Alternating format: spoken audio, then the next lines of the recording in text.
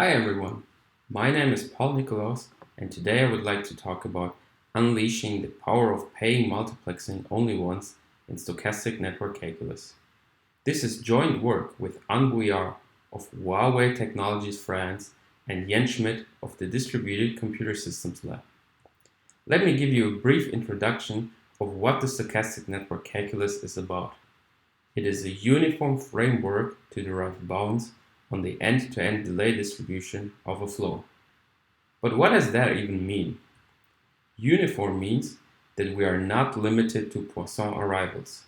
Instead, we only require a bound on the moment-generating function of the arrival process. To be precise, we require a so-called sigma rho envelope. Yet, this assumption can also be relaxed. It includes a large number of traffic classes such as IID packet sizes, for example, exponential gamma or Weibull, or Markov modulated on-off traffic. If we relax the assumption on the envelope, we can also use it to model fractional Brownian motion arrivals. However, due to this uniform framework, we aim to calculate bounds instead of an exact description of the delay distribution. This results in a gap between simulations and calculated bounds. However, it is obviously desirable to keep this gap as small as possible. In the following, we call the state-of-the-art standard bound. And the last item on this list is the fact that we calculate per flow delay bounds. That means we choose a flow of interest and reduce it to a network from this flow of interest perspective. For the sync tree, for example, this results in a hockey stick tandem. Let me now introduce the necessary notation and background. In this basic queuing system, we denote the arrival process by A, the service process by S, and the departure process by D. We assume the cumulative arrival process to be of discrete time. Therefore, it is basically just a sum of non-negative random variables. However, we can also use it to model continuous time arrivals, as we can derive a discrete, rigorous upper bound. In order to derive performance bounds, we need to have some sort of input-output relationship. Therefore, we assume a so-called dynamic S-server. That is, we assume the cumulative departure process to be lower bounded by the min-plus convolution of the arrivals and the service process. The metric we consider in the following is the delay. Under first in, first out, and no packet loss, the incoming bits here can basically directly be mapped to the outgoing bits on the other side. Therefore, the delay is just the horizontal deviation, or in other words, the time it takes for the cumulative departure process to catch up with the arrivals. Using the SNC framework, we can therefore calculate bounds on the probability that the delay exceeds a given value capital T. It consists of the sum of the product of the MGF of the arrivals and the Laplace transform of the service. Once we are given the distribution and the topology, we can calculate the expression on the right-hand side and solve for capital T to obtain stochastic delay bounds. We assume that all servers are deterministic and work conserving. As we aim for an upper bounds, we can actually derive results without specifying the scheduling at all. This is called arbitrary multiplexing. Two key properties enable a per-flow end-to-end analysis in the network calculus: the scheduling abstraction and the concatenation theorem. With these two, we can encode the entire network information into the Laplace transform of the service. So let me now explain this a bit in detail. Scheduling abstraction means that if we have multiple flows, we can reduce it to a single flow scenario for the flow of interest, where the information of the cross-flow is given in this leftover service. The concatenation theorem, on the other hand, is applied when we have multiple nodes. Here, we can transform it into the so-called end-to-end service, which consists of the min plus convolution of the involved service processes. Let me now present you the most important open problem in the stochastic network calculus. It is how we deal with dependence in the analysis. Let me exemplify this using the so-called interleaved tandem. Here we assume the flow of interest traversing three servers and the cross flows interleave at the second node in the middle. We assume all flows to be independent. Under the state-of-the-art analysis, the separated flow analysis, we receive the following end-to-end service, where we calculate the output bounds using the so-called min plus deconvolution. Note that the arrival processes A2 and A3 appear multiple times in this equation.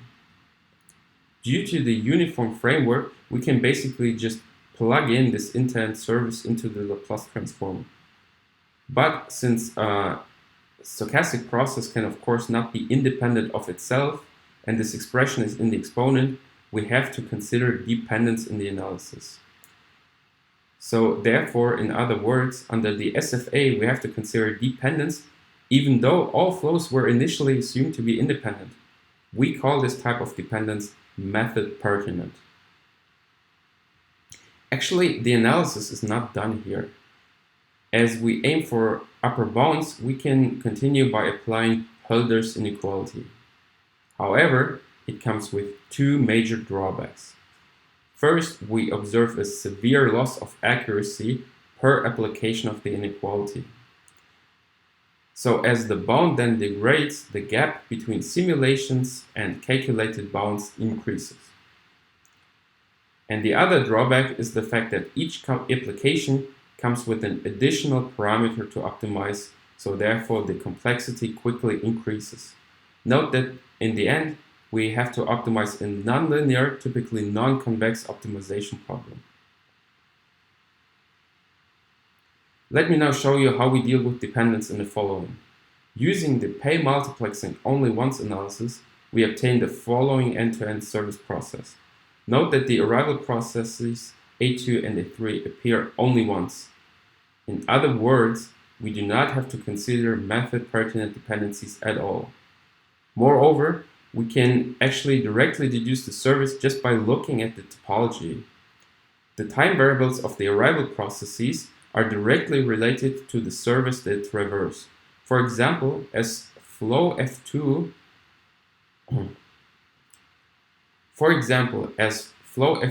traverses service S1 and S2, the starting and ending time variables matches those of the respective servers. The same applies to flow F3. We use analytic combinatorics to ease the complexity in the calculations. Due to our discrete time assumption, the arrivals and service processes are basically just sequences. Therefore, we can define the associated generating function or z-transform by the associated series. The most important example is the geometric sequence. Here we can derive a closed-form solution directly. Under the sigma rho envelope, the involved sequences are actually always geometric. It has very advantageous properties. For example, the min plus convolution directly maps to the Cauchy product of the series, whereas the min plus deconvolution maps to the Adama product if the leftward function is geometric. Using the analytic combinatorics, we do not have to calculate the performance bounds each by themselves. Instead, we simply provide a bound on the generating function of the service and use it to calculate the respective output backlog and delay bounds directly.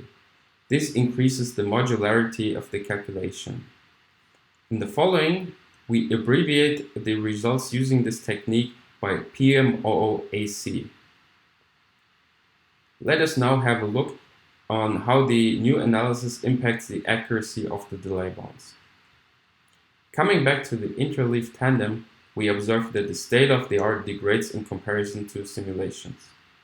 The PMOAC, on the other hand, basically reduces this gap by half, and just in the small toy example. If we preserve its shape but keep the tandem length variable, the impact is even more substantial. We call this the extended interleaved tandem. Here, the state of the art quickly degrades in comparison to simulations. But this is not the case for the PMO-AC. It stays much closer to the simulations and much longer if we increase the number of servers. Note that we actually only calculated the delay bound for the state of the art for only 3 data points. The reason is that runtimes quickly explode. While we obtain a delay bound for 3 nodes in roughly more than 5 seconds, it already takes 1.5 hours just to increase 2 more servers. For the PMO-AC, on the other hand, we are able to calculate each of these bounds in less than 0.7 seconds. Actually, our analysis is not limited to tandem networks anymore. We only require that the network can be transformed into a tree from the flow of interest perspective. This is called tree reducible and significantly increases the set of topologies we can calculate bounds for. Again, in contrast to the state of the art, we do not have to consider any method pertinent dependencies, and this is true for all tree reducible networks. Note that the output bound calculation is basically hidden in this infimum. Again, we observe a substantial improvement in the calculated bounds. Actually, our analysis is not even limited to tree networks. In fact, we open the door for an S&C analysis of general feedforward networks, and we exemplify this analyzing the so-called diamond network. This is not a tree, as the flow of interest and the crossflow rejoin at the last node S3. However, we can circumvent this problem by applying so-called cutting. We have 2 cut options, one between S0 and S2, or between S2 and S3. Cutting means that we basically clone flow F2 into F2 and F2 prime, but we preserve the dependent structure. In other words, we do not assume that these 2 flows are independent. Therefore, both cuts result in a tree reducible network that can be used to derive rigorous and valid upper bounds. Observe that the result is a strong improvement for both cuts, despite the application of Hölder's inequality.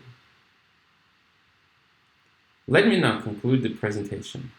We have shown that the PMO analysis leads to significantly improved end-to-end delay bounds in the S&C.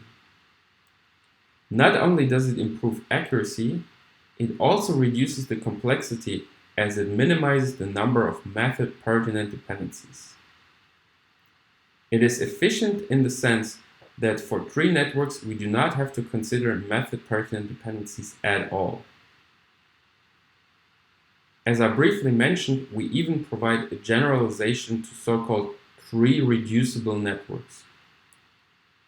Last but not least, we open the door for an S&C analysis of general feedforward networks. Yet this is just the first step and many others have yet to come. Thank you very much for watching this video.